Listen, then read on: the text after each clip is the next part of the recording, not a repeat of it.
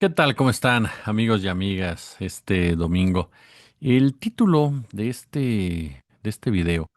no busca, por supuesto, victimizar a la presidenta de la República ni denostar en ninguna manera sus grandes cualidades políticas, sino analizar lo que hay alrededor precisamente de su gobierno. Un gobierno en donde interna y externamente convergen diversos intereses que en algunos casos no están a favor de ninguna transformación y que han estado operando incluso para mantener distintas diatribas, distintos lineamientos neoliberales que mejoren las relaciones o las condiciones con el poder económico. Un poder económico que, como lo hemos dicho ya en otras oportunidades, no está a gusto con ningún integrante de la 4T sentado o sentada en la silla del águila. Hacen negocio porque así son ellos, porque en este momento les conviene hacer ese tipo de negocios, se dan cuenta del poder político, de la aceptación pública que tiene la mandataria, como en su momento lo tuvo Andrés Manuel López Obrador, y por lo mismo deciden sentarse a hablar, deciden sentarse a negociar, ceder en algunas cosas, impedir el avance de otras, todo en un juego de sillas, en un juego de poder que así será de aquí hasta el final de este sexenio, esperando a ver quién es el próximo cuadro, hombre, mujer, que emane del partido gobernante y que busque el tercer piso de la llamada cuarta transformación. Es cierto que vivimos en un mundo que durante décadas el neoliberalismo lo controló y lo diseñó a su imagen y semejanza con sus honrosas excepciones, pero que no alcanzaron a ser una referencia prominente o por lo menos una referencia constante, sobre todo a raíz de la caída de la Unión Soviética. Romper con esos esquemas no es fácil, no te puedes aislar del capitalismo como tal, porque a final de cuentas es lo que mueve al mundo. China mismo no es un gobierno comunista ni siquiera socialista, es un gobierno que tiene bases en materia social, bases en materia capitalista y ha sabido mezclarlas en beneficio de sus propios intereses. Y a eso en realidad es lo que le ha apostado la cuarta transformación, más allá de un rompimiento con el capitalismo, más allá de convertirse en marxista o comunista, como acusa la ultraderecha de manera delirante. La realidad es que es un capitalismo con rostro humano que busca alejarse de la rapacidad del neoliberalismo y que eso le permite convivir con diversos actores que en otras circunstancias pues sería imposible siquiera sentarse en la misma mesa. De ahí que durante la gestión de López Obrador pues aparecieran personajes como el propio Alfonso Romo o Tatiana Cloutier o Marcelo Ebrard Casaubon, quien hoy por hoy junto con Ricardo Monreal Ávila pues operan y encabezan la llamada ala neoliberal de la cuarta transformación, que en los hechos se ha visto reflejada en la reactivación de la minería, un hecho que Andrés Manuel López Obrador había ya impedido y que Marcelo anunció con bombo y platillo. Y ni hablar del propio Ricardo Monreal, que operó en muchos sentidos para descafeinar la ley de aguas inicial del gobierno federal y acomodar muchos de los intereses de la gran industria en ella, ¿no? Porque a final de cuentas, como destacaba en esta parte el doctor César Pineda, así como también el querido Nacho Alvarado, pues el problema no solamente son los Levarón o no solamente son los panistas, también son la gran industria. Hablamos de las papeleras, hablamos de las refresqueras, hablamos de los nogaleros, hablamos, por supuesto, sin dejar de lado a la agroindustria de Sinaloa. ¿No? Personajes que son claves en la estabilidad financiera y que a las mineras, por supuesto, y que también son generadoras de violencia y de desestabilización cuando así les conviene. Entonces nos topamos con que, por eso les ponía en el título, hay que cuidar a la presidenta Sheinbaum. Hoy por hoy, la presidenta Claudia Sheinbaum es el activo más importante que tiene la cuarta transformación y que tiene en realidad el país entero. Una mujer que ha logrado consolidar su propia historia, llegada después de un sexenio exitoso en muchos aspectos, histórico en otros, con la figura de López Obrador, y que a pesar de esa enorme sombra, natural, normal, que se cernía sobre ella, ha logrado hacer su propio camino, su propio estilo, su propia definición de lo que debe de ser el desarrollo del país, su propio equilibrio, sin descuidar, por supuesto, lo que es el compromiso con las clases sociales, con las clases populares, es decir, con los negados durante el neoliberalismo y que en realidad son la base de un proyecto, son los cimientos de un proyecto que ha advertido en muchas ocasiones que no es igual que lo que ha habido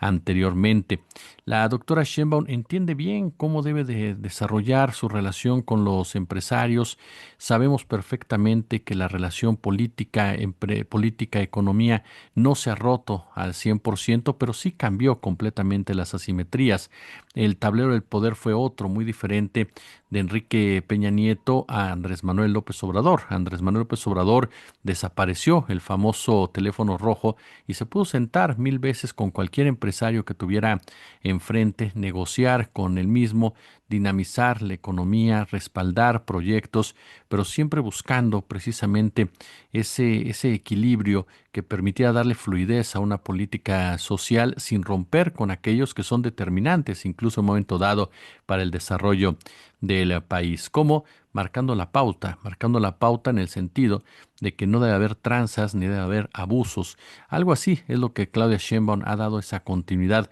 con una visión incluso en algunos casos mucho más profunda, con otros más retraída, pero que busca dinamizar con un Estado fuerte, porque algo que ha marcado Sheinbaum siempre, o al menos así lo ha entendido uno, es fijarnos en el bosque y no en el árbol.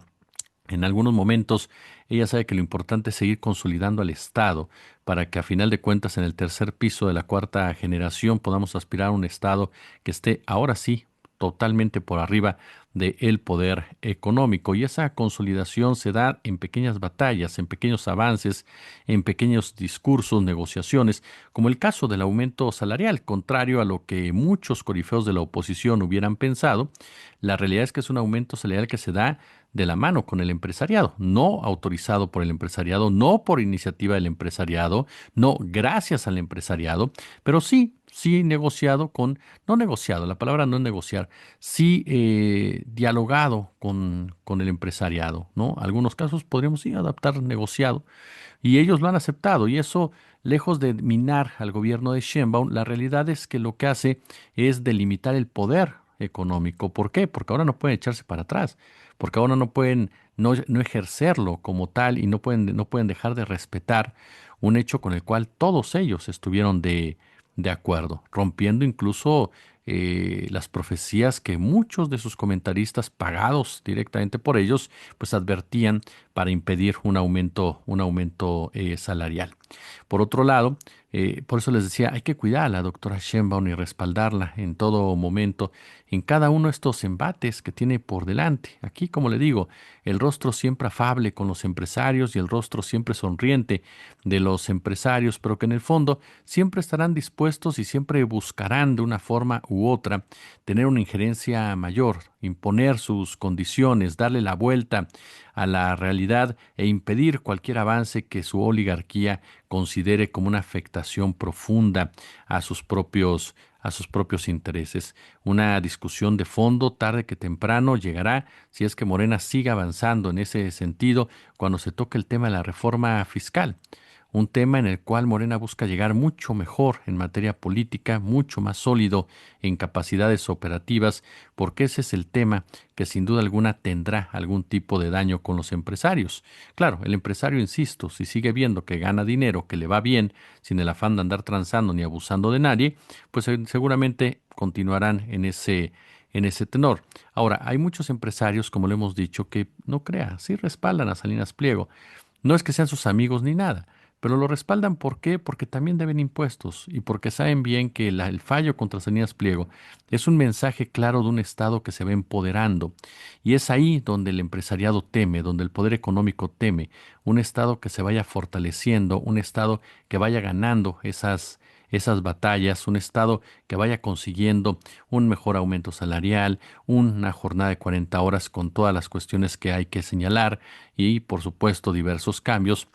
en materia de outsourcing, sin dejar de lado, insisto, sí, insisto, este último punto que le hacía mención, que es el pago de impuestos de quien los deba. Y el tema del agua puede también ser un nuevo round en ese sentido que tenga que salir por el lado de la discusión. Pero a final de cuentas lo que a ellos no les gusta es un Estado que se empodere, un Estado que tarde que temprano logre trastocar esos intereses financieros como los grandes dadores del punto final. Algo que comenzó Andrés Manuel López Obrador, que reventó de muchos aspectos Andrés Manuel López Obrador, en otros no hubo ningún enfrentamiento ni mucho menos, y que la doctora Claudia Sheinbaum le ha dado precisamente dicha continuidad. Pero eso no quiere decir que los empresarios estén muy de acuerdo, ni quiere decir que siempre estén apoyando, ni quiere decir que no planeen o piensen, por supuesto, en acciones que tarde o temprano busquen desestabilizar a un gobierno, que lo vean como con ciertas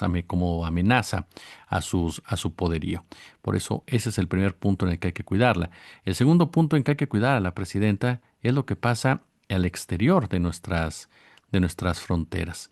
Las presiones por parte de los Estados Unidos no amainan solamente porque Trump en unos 2 horas de bondad se haya puesto a lanzar porras, a sonreír y a bailar. Todos sabemos bien que esa es una faceta de lo que algunos podrían considerar como una disonancia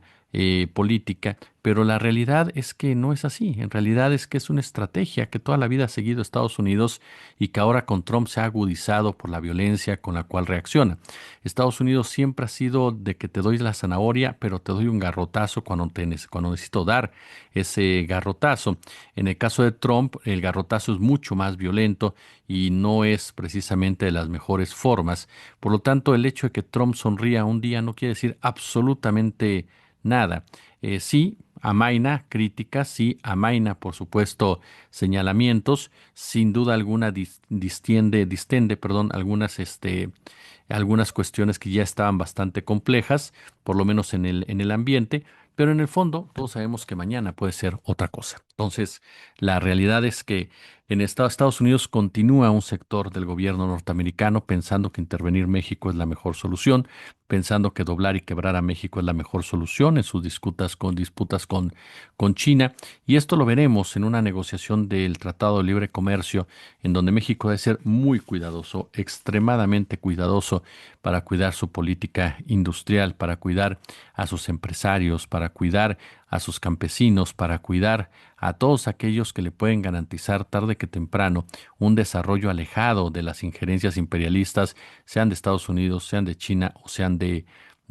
Rusia. Si México se descuida en ese plano, si México cede literalmente a todo lo que quiere y exige Estados Unidos, México puede retrasar muchos años, pero muchos años,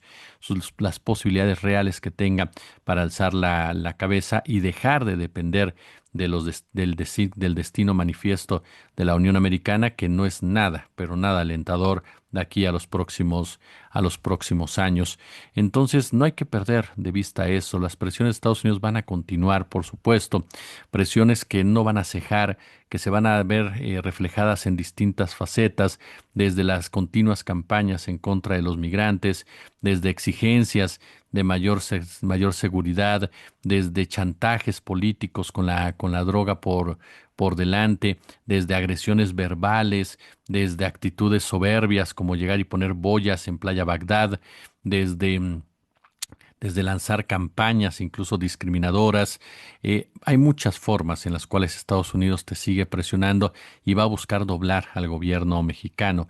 con campañas que buscan hasta desacreditarlo en un momento dado para que de esa forma pierda certidumbre y sobre todo la confianza de la ciudadanía. Y esto nos lleva a quienes negocian, y eso es otro punto en el que hay que cuidar a la presidenta Claudia Sheinbaum, porque más allá de que por supuesto dudo mucho que ella no esté enterada de la forma como negocia Ebrard o negocia el propio Ricardo Monreal,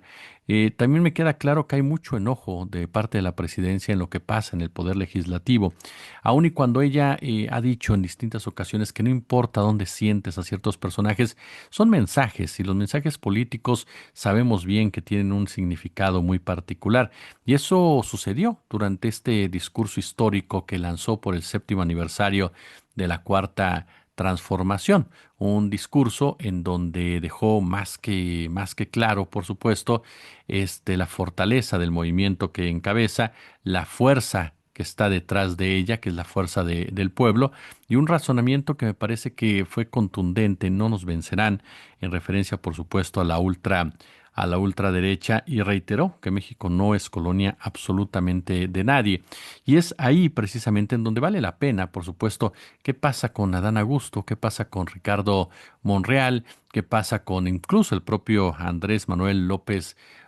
Beltrán, ¿no? Ellos, a final de cuentas, este, regresaron, ¿no? Digamos así, a la primera fila tras 9 meses rezagados. Quien se mantuvo en el fondo fue el coordinador de los diputados de Morena, Ricardo Monreal, junto con Sergio Gutiérrez Luna, dos personajes que no fueron requeridos ni a la antesala del evento, ni mucho menos en los lugares de honor. Dos personajes que ahora tuvieron mucho que ver en el tema del agua, como les digo, en esta ley de agua, donde Ricardo Monreal, vaya que metió las manos. ¿Para qué? Para que esa ley, de una forma u otra, se debilitara en puntos que habían sido sumamente notables en un principio, y que, como nos han explicado ya diversos analistas, pues la ley que fue instaurada por Salinas, pues prácticamente quedara intocada, mientras que la otra ley que también va a entrar en funciones, o va a jugar un papel en materia regulatoria y todo ello, tenga ciertas limitantes o ciertas dependencias que parecen candados llevados a cabo por este tipo de personajes. Ricardo Monreal es un hombre de muchos intereses y que te puedes estabilizar diversos sectores, no tanto por su fuerza política, porque realmente Monreal no es un líder político ya al interior de Morena. Monreal no te saca ni 1,000 personas a la calle. Bueno, quién sabe, con Pedro Aces, que saca a los sindicatos y demás, pues puede movilizártelos. Y esa es la fuerza de Monreal, el aspecto sindical de Pedro Aces, el sometimiento que tienen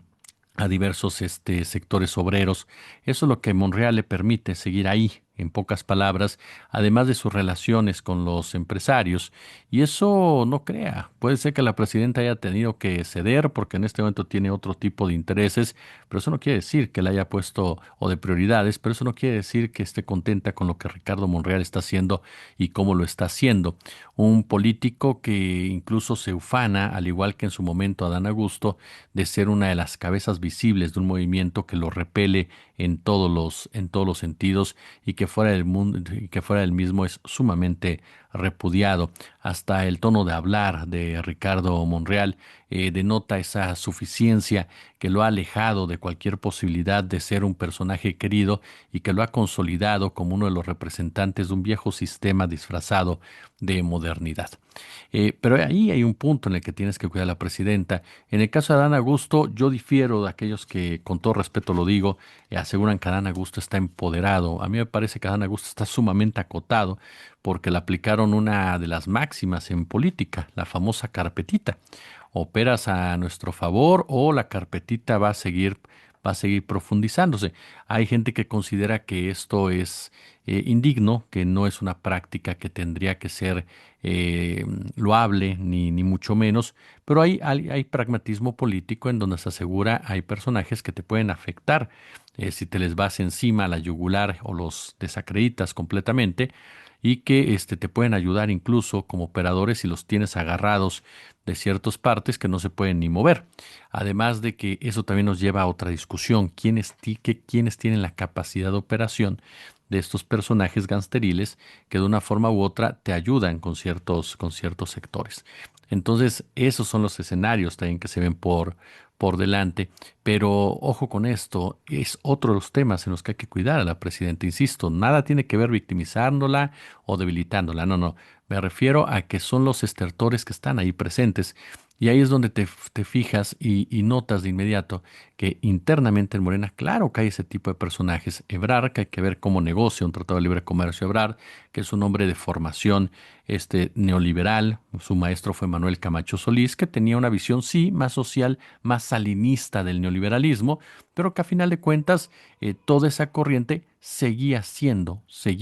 neoliberal, ¿no? Con diferentes matices, pero más proclives a un fortalecimiento empresarial que a un fortalecimiento salarial. No, Marcelo no es un hombre de una visión de justicia social, no es un hombre con una visión de desarrollo de las clases populares, es un hombre que tiene una visión mucho más pragmática en el tema económico y en el tema empresarial, fortaleciendo sobre todo ese lado de un país para de ahí generar un mayor crecimiento. Él, la visión que tiene es que un Estado fuerte que pueda negociar de tú a tú con ese empresariado, pero que a final de cuentas sea su aliado, sea su socio y deja de lado la principal sociedad que tiene que ser la clase obrera. Entonces, son tres personajes que sin duda alguna son útiles en muchos escenarios, pero que en otros, como queda demostrado, van a jugar las contras. Eh,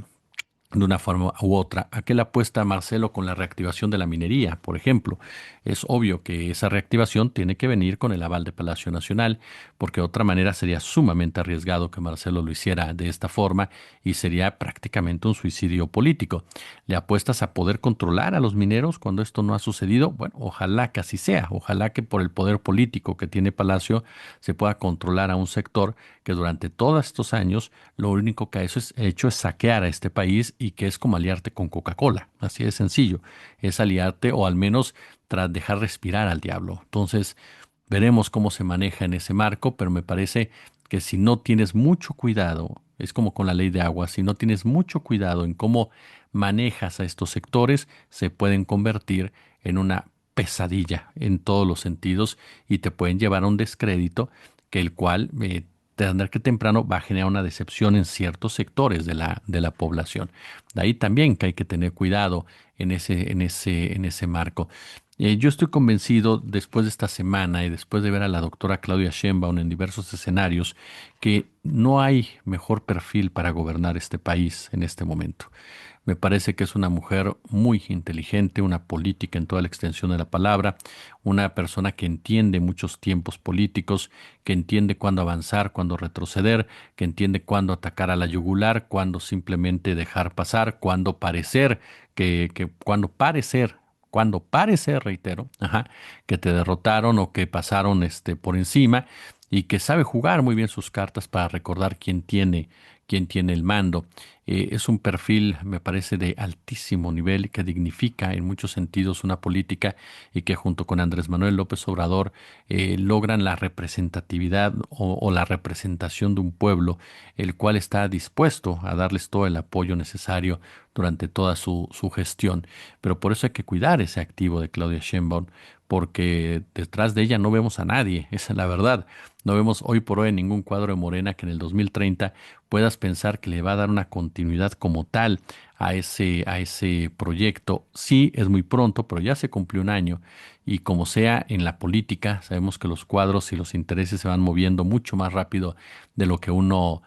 pensara y de que hay quienes aprovechando ciertos vacíos comienzan a empoderarse y comienzan a caminar con cierto rumbo hacia metas que en un principio podría parecernos incluso hasta poco probables. Entonces me parece que ese es uno de los puntos. Hay que cuidar mucho a la presidenta que tenemos y la mejor forma de cuidarla es cuestionar al movimiento, criticar al movimiento con datos, con pruebas, cuando se sienta que el movimiento comienza a desviarse, cuestionar a todos y a todas que atenten contra ese mismo movimiento, que le generan algún tipo de juego chueco, traición, que abren la puerta a intervenciones, que tratan de debilitar su presidencia, porque hoy por hoy a los mexicanos y mexicanas nos conviene una presidencia fuerte, una presidencia sólida, una presidencia respaldada principalmente por el pueblo, por el sector popular, por el llamado tigre, como les dicen algunos. Eso es lo que hoy por hoy me parece, puedo estar muy equivocado, pero me parece que es lo que más conviene a México, porque hay una presidencia que tiene la calidad, que tiene la voluntad, que tiene la humanidad para hacer las cosas, el liderazgo, pero alrededor de ella hay demasiados intereses que están dispuestos a hacer lo que sea necesario para evitar que se llegue a esos cambios tan importantes y profundizarlos para que México siga avanzando en una nueva forma de hacer las cosas que reta a un sistema internacional que se la ha jugado con un sistema voraz, con una práctica draconiana, con una forma de administrar que ha rayado en la esclavitud y en la brutalidad en contra de los que menos tienen, porque hoy por hoy el mundo es dominado por el poder económico y el poder militar, dos de los poderes antidemocráticos por excelencia. En México, como en otros países, se intenta dar la batalla de una forma distinta y es ahí en donde, por eso les decía el titular, hay que cuidar a Claudia Sheinbaum, porque después de ver lo que pasó el día de ayer, nos damos cuenta siempre que el pueblo está ahí, pero hay otros sectores que no van a estar, aunque parezca, aunque parezca que están. De la ultraderecha, pues me parece que ya hemos hablado mucho, quiénes son, cómo operan, para qué operan, hacia dónde van. Para mí, insisto, no hay que minimizarla, hay que mantener los ojos bien puestos en estos personajes que van aprendiendo y van viendo por dónde sí, por dónde no, pero sobre todo hay que cuidar mucho, más, hay que cuidarse mucho más algunas veces que de la ultraderecha que se quita las máscaras y dice yo soy ultraderecha, hay que cuidarse de aquellos que fingen ser de izquierda y que son más de derecha que muchos, que muchos que hoy por hoy están en la oposición. Pulgares arriba, como siempre un gusto, como siempre un verdadero, pero verdadero placer. Gracias.